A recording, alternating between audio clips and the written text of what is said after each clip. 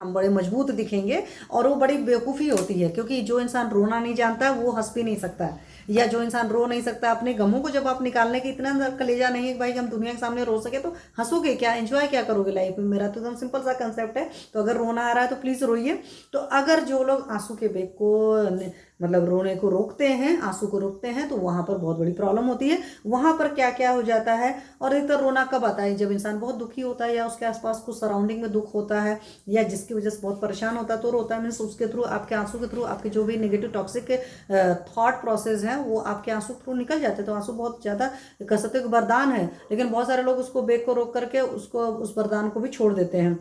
तो उन्होंने कहा है कि आनंदजम शोक समुद्भवम वा नेत्र उदकम प्राप्तम मुंचतो ही शिरो गुरुत्वम, मतलब सर भारी भारी लगता है। तो कई बार आप देखते हैं ना कि आपको रोना आ रहा था लेकिन आपने रोया नहीं, तो सर बहुत भारी भारी रहता है। नयन आमयश्च, मतलब जो नयन आईज में अगर बीमारी हो रही तो पक्का सी बात है, रिस्पॉन्सिबल है कि रोना नहीं जानता। और इसीलिए जेंट्स को ज्यादा प्रॉब्लम होती है, क्योंकि रोना नहीं जानते हैं। तो जो रोना नहीं जानता तो उनको ज्यादा प्रॉब्लम होती है, क्योंकि हमें दिखाना है वी आर मेल, और हमारी तो ये है, हम रो देंगे तो हम कमजोर प्रूफ हो जाएंगे। अगर आप रोते नहीं तो आप ज्यादा मतलब कमजोर हो, मेरा तो मानना है। बहुत ही तीव्र सा पीनसेन, और जुकाम की अगर आपको बहुत तकलीफ रह रही तो वहां पर भी देखिए, क्योंकि बहुत सारे ऐसे लोग जो आजकल होता है ना कि मुझे on and off cough and cold की प्रॉब्लम बना रहती है। तो जब कभी भी आपके पास ऐसा पेशेंट आता है जो कहता है मुझे on and off cough and cold की प्रॉब्लम होती है, आप लोगों में से भी किसी को, या जो सेशन बाद में सुनिएगा वो सारे लोग को भी अगर ये लगता है कि मुझे on off cough and cold की प्रॉब्लम रहती है, मेरे को हेडेक वगैरह बहुत ज़्यादा होता रहता है, मेरे आईज में बहुत सारे इशू आ रहे हैं, तो कहीं ऐसा तो नहीं है कि आपको जब रोना आता है तो आप रोते नहीं हो,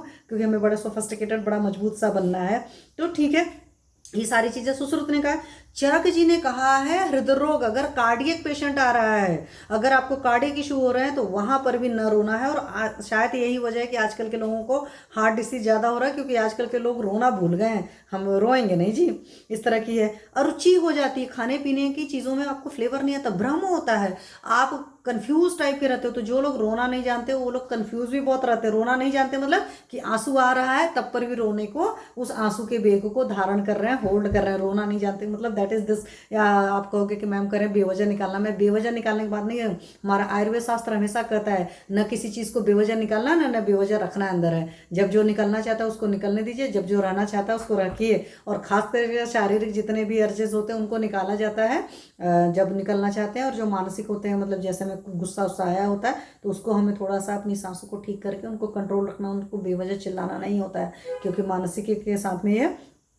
और साथ में हमारे अष्टांग हृदय जी क्या करें, गुल्म बनता है, मतलब पेट में वायु का गोला भी बनता है। तो ऐसे सारे लोग, खास करके फीमेल्स होती हैं कई बार, तो उनके भी पेट में फारा या गोला टाइप का बनता है। तो वहां पर भी पूछनी है आप अपने पेशेंट से कि क्या आप आंसू के बेग को रोकते हो, जब आपको रोना आता है आप रोते नहीं हो।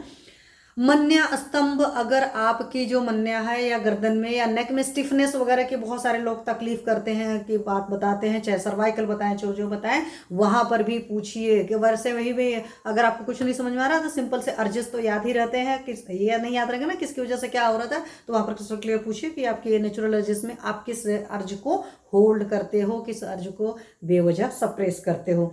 ठीक है, तो ये आपके आंसू जी जो है